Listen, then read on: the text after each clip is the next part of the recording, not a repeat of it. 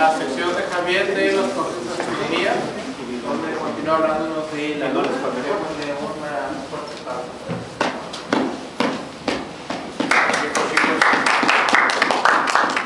Bueno, pues vamos a seguir con la luna, ya vamos en la parte 10 de pedacito a pedacito. Hemos estado revisando pues, las cosas más generales, en realidad lo de hoy también es muy sencillo y es una revisión general pues, de los cráteres de la luna. Muy sencillo que está esto. Pero ahí nos vamos poco a poco. No sé cuándo vamos a acabar con lo de la luna. Así que vamos. Bueno, pues después de los mares y las tierras altas que se observan a simple vista, la característica más notable de la luna pues, son los cráteres, la gran cantidad de cráteres que presenta, incontables, ¿verdad? Y lo que llama más la atención es la circularidad de los cráteres, lo redondito de los cráteres. En un tiempo se pensó que pues, no eran ocasionados por impactos de objetos que chocaban contra la superficie de la luna, por lo redondo que eran, porque decían, pues para que sean redondos pues tienen que llegar perpendicularmente a la superficie, ¿verdad? Si no, pues harían cráteres alargados o de diferentes formas. Pero pues ahora ya se sabe que esto no es así, que los cráteres se forman por explosión del objeto impactante. Entonces, son circulares, la inmensa mayoría de ellos, porque se forman por la explosión del cuerpo que impacta la luna, que puede ser un meteoroide, un asteroide, un cometa, y que llega a la luna a una velocidad muy grande.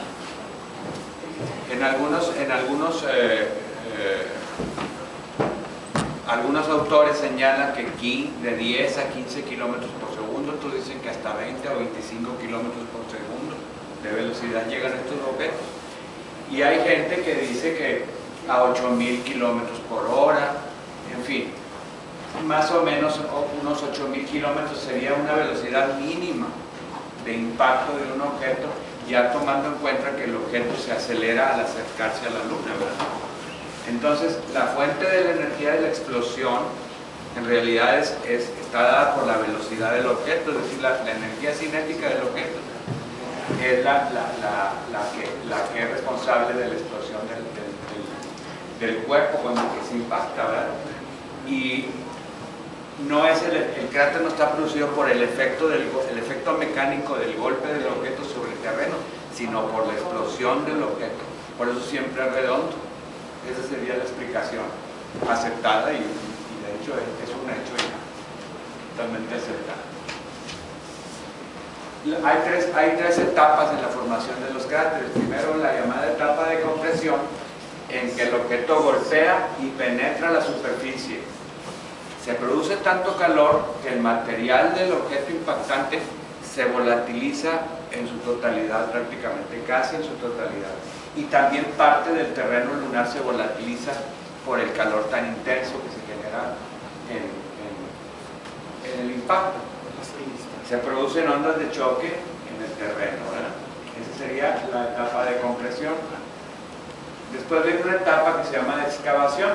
La presión del material vaporizado en un instante se vaporiza y está la presión que llega a ser 1.000.000 de veces la presión de la atmósfera a nivel del mar.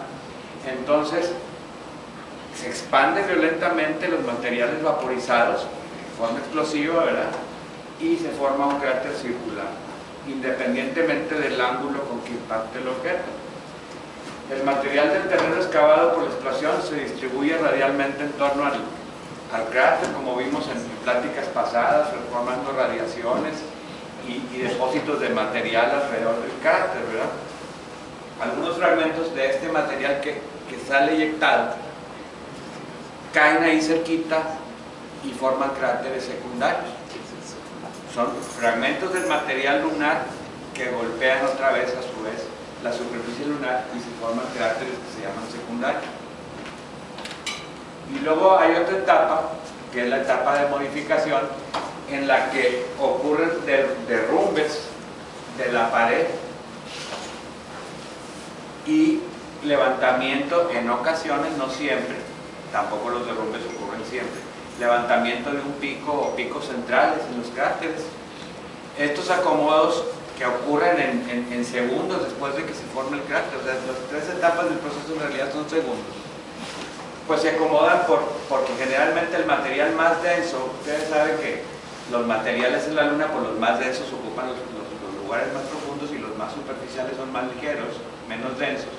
Entonces estos materiales más densos se acumulan en las paredes, en la parte más interna de la pared del cráter, y entonces se derrumban por su peso. Esos cambios les llaman cambios isostáticos. Lo mismo el pico, ahorita vamos a ver cómo se produce.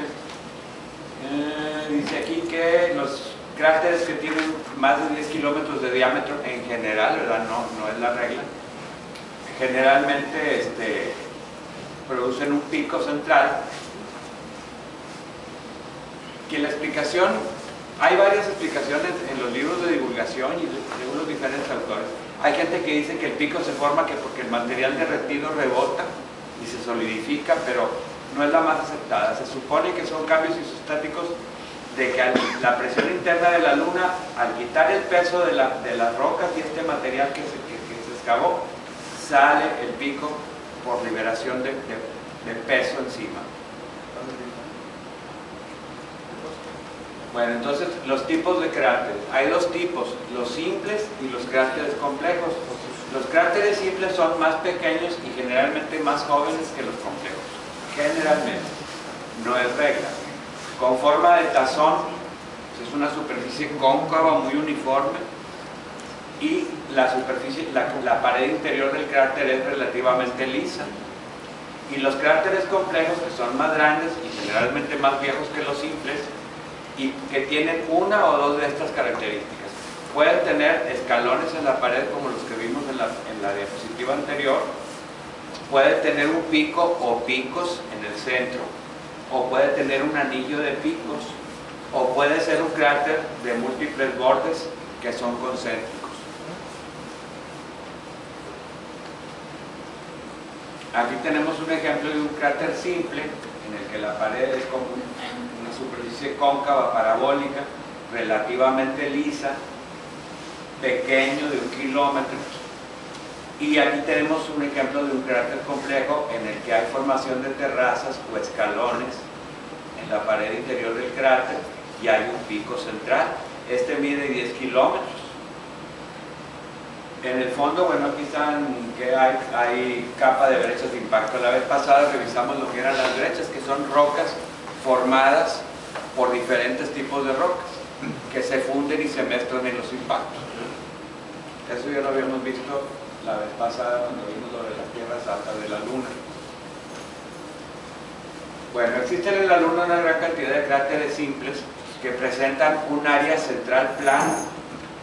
Esta área central plana se produce por derrumbe de los materiales de la pared interior.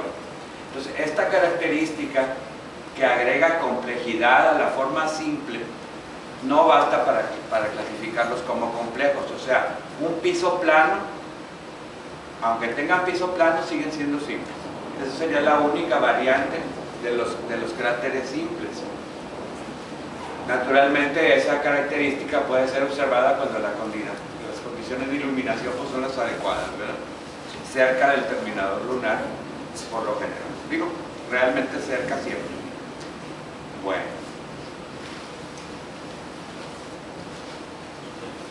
Aquí tenemos un ejemplo del cráter Alphonsus. Mide 119 kilómetros aproximadamente de diámetro. Es un ejemplo de cráter complejo con un pico central único que mide 1,5 kilómetros de altura. Hay surcos en el suelo, que después los vamos a ver en otra plática. Ahorita estamos viendo nada más lo de los cráteres. Y hay tres formaciones que tienen un halo oscuro, 3 cráteres. Este y uno de por aquí. Esos son de origen volcánico, esos cráteres. O es lo que todo el mundo está de acuerdo en que eso es, ¿verdad? En algunas partes de la pared interior se observan formación de terrazas, como aquí, por ejemplo, o estas de aquí. Aquí pues no se observa. Pero hay formación de terrazas, pico central, entonces pues eso ya nos dice al ver el cráter que eso es un cráter complejo. Aquí tenemos el pico de 85 kilómetros de diámetro y se muestra un pico central de casi de la misma altura, de 1,5 kilómetros más o menos, pero hay un pico menor que lo acompaña. En realidad son dos picos. Entonces este es un ejemplo de un cráter que tiene dos picos. La pared pues forma terrazas, también forma terrazas la pared. El cráter complejo. El Aristilos son ejemplos, ¿verdad? El Aristilos presenta múltiples picos en su centro. 3 de ellos se elevan a una altura aproximada de 900 metros desde el suelo del cráter, y el cráter tiene una profundidad de 3 y pico de kilómetros, 3,5 kilómetros de profundidad. O sea, los picos no llegan a salir a nivel de los bordes, no llegan a sobrepasar los bordes del cráter, el borde del cráter. También hay terrazas, ¿verdad? Aristilos con múltiples picos. Y luego tenemos un ejemplo de un cráter que tiene un anillo de picos, un anillo incompleto en este caso, la parte incompleta está hacia el sur. Este está en la cara oculta, entonces nada más se ve desde la órbita lunar. Pues el suelo tiene modificaciones por un flujo de lava que ha inundado en parte el suelo. En esta región de aquí no, pero la gran parte está inundada por lava, y este es uno de los sitios donde está comprobado que hay actividad volcánica relativamente reciente, de lo que vamos a hablar la próxima vez, si Dios quiere, de la actividad volcánica en la Luna. Bueno, también hay formación de terrazas. Y luego, por último, tenemos a los grandes cráteres de impacto. Cuando ya son muy grandes ya no se les llama cráteres, eso lo vimos cuando vimos los mares, se llaman cuencas de impacto. En realidad son cráteres enormes, y sabemos que los mares lunares pues son cuencas de impacto que se llenaron después de lava, que se solidificó, se fracturó el piso, salió la lava del interior del magma fundido del interior de la Luna y los inundó, ¿verdad? Nomás que ese proceso de inundación lleva cierto tiempo, no es tan instantáneo. Entonces, en este caso del cráter de la cuenca del mar oriental, el mar oriental es la parte central que está llena de lava basáltica, pero aquí vemos que presenta 3 anillos, 3 bordes concéntricos. En realidad el borde del cráter es el anillo intermedio. Ese es de aproximadamente 620 kilómetros de diámetro, y al anillo interior, que en realidad es un anillo de picos, se le llaman las montañas Rook,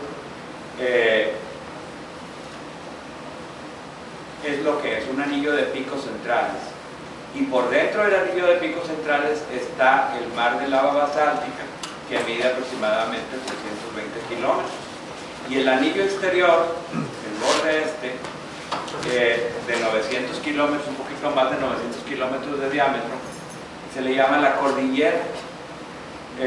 En realidad esto fue una falla de la corteza de la Luna producida por el impacto, entonces se hundió, y entonces aquí hay un nivel, luego bajas, hay una terraza, una gran terraza, la más grande de todas de la Luna, y esto sería un ejemplo de cráter, ya más bien dicho de cuenca de impacto, que tiene 3 bordes o 3 anillos concéntricos. Hay otros. Bueno, pues eso sería... no. Luego tenemos los llamados cráteres fantasma. En ellos pues solamente es visible el borde del cráter. Estos cráteres se produjeron en una cuenca de impacto, o sea, llegó un objeto muy grande que produjo una cuenca, y esa cuenca después se hizo un mar, se llenó de lava, pero antes de que se llenara totalmente de lava, en las partes en que todavía no se llenaba de lava, se formó otro cráter, porque acordémonos que hubo una época en la Luna que hubo un bombardeo intenso, ¿verdad? Y así se llama, la época del bombardeo intenso. Entonces, antes de que se llenara de lava, se formó otro cráter, y luego se llenó de lava, casi se borra, que en este caso es el Lambert R, y queda un vestigio nada más, y luego viene otro cráter más nuevo, sobre el terreno ya solidificado. Entonces, no todos los cráteres fantasmas son cráteres de impacto. Muchos de ellos son de origen volcánico, eso ya está perfectamente demostrado. Pero este en particular sí se piensa que es de impacto. Y luego tenemos en la Luna cráteres atípicos como el Messier y el Messier A, ambos con forma elíptica y patrón asimétrico de radiaciones. Son cráteres muy jóvenes que no han sido modificados por derrumbes ni por impactos subsecuentes o fuerzas sísmicas. Tienen la pared muy lisita, el borde muy lisito. Son muy jóvenes estos cráteres, ¿verdad? Entonces, no existe un acuerdo de cómo se formaron este tipo de cráteres. Son totalmente atípicos, pero sí todos están de acuerdo que tuvo que ser un objeto que impactó la Luna con un ángulo muy pequeño, ¿verdad? Casi muy alejado de la perpendicular, ¿verdad? Y eso lo apoya el hecho de la asimetría de las radiaciones y del depósito de materiales que están alrededor de los cráteres. Pero unos autores dicen que fue un mismo objeto que primero golpeó el terreno y formó Messier A, formó Messier, y luego rebotó y formó Messier A, es un solo objeto. Y hay otros autores que dicen que no, que fueron dos objetos. Entonces, pues, son gente seria, no hay a uno quien creerle, pero el caso es que no hay un acuerdo de por qué se formaron así. Y bueno, pues en general, esas serían las características de los cráteres, cómo se clasifican, y las únicas que presentan, pues los picos centrales, si están escalonadas las terrazas, si son cóncavos, y en general, simplemente, pero eso es básicamente lo que nos permite identificar al ver un cráter, a menos de que sea un atípico como estos, ¿verdad? Con estos datos ya podemos ver si un cráter es cráter simple o cráter complejo. Pues gracias.